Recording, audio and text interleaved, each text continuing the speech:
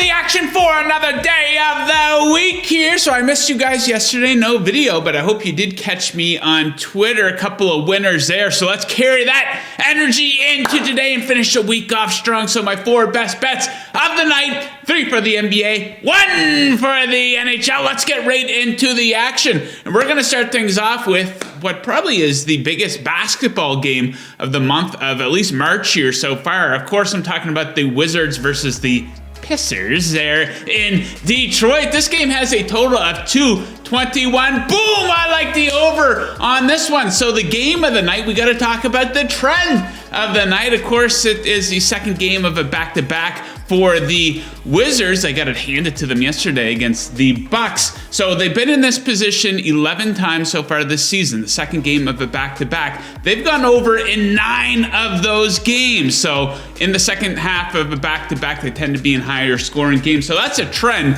but we got to dig into some stats. How are we going to get there to at least 222 points? Well, take a look at Detroit. They have improved on defense, but they do have some serious weak spots. Dirty defense and easy buckets against the Pistons here. So last 10 games, opponent free throw attempt rate, they are 29th in the NBA, also 25th in points allowed in the paint. Matches up pretty good versus the Wizards. They get to the line more often than you would think. Then you take a look at the Wizards defense, and it's just a complete and total joke, in contention for one of the worst defenses in the NBA right now. Last 10 games, they are 28th in opponent effective field goal shooting percentage, 25th in points allowed, and last in three-point percentage. Maybe Saddiq Bey can go off for 51 points again. We can only hope so. So all that bad defense has led to a lot of overs for the Wizards. They've gone over 9 of their last 12 games. Average combined score, 230.08. So give me the over there in Detroit.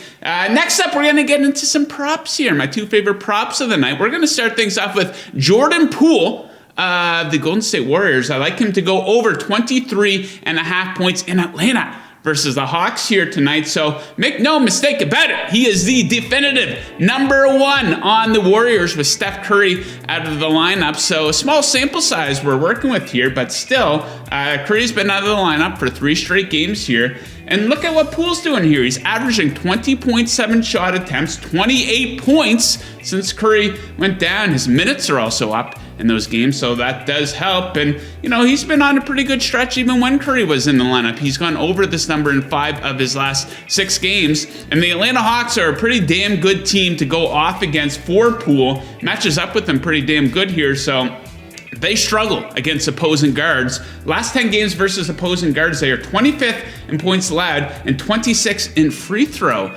attempts allowed. So hopefully a handful of freebies at the line. And this guy has potential to put up big numbers because of the fact that he shoots so many goddamn three-pointers. He's had 13 three-point shots in 3 of his last 4 games. So don't be surprised to see double-digit 3-point attempts. I like Poole to go over 23.5. Next up, prop for you West Coast basketball fans, if something like that exists. So how about this guy, Money Maxey? Do we have any Tyrese Maxey fans watching the program here? Hopefully he'll make one of you. So I like the over on his 1.5 3-pointers. A little juicy, minus 148, but the juice is worth the squeeze on this one. So Money Maxey has been money in this situation. So he's hit at least 2 3-pointers in 6 straight games and in 12 of his last 14. This is why this bet is minus 148. And he's got a good opponent to go off against from 3-point land, or to at least hit 2 3-pointers. The Clippers cannot defend the 3. Last 10 games, they are 27th in opponent 3-point percentage. And like I often say with these props, he's just got to be average to go over this number versus a less than average opponent. What I mean by this is he's averaging 2.5 threes so far in March here. That's a pretty decent sample size. So I like Maxey to go over 1.5 threes. And we're going to wrap things up on the ice. Pretty sexy looking game. We got my Pittsburgh Penguins. Yeah, maybe I'm a little biased, but you dig into the numbers here and it backs the Penguins up. Minus 115 at MSG versus the New York Rangers. So dig into some analytics here. We have an enormous advantage for the Penguins. Expected goals for over the last 10.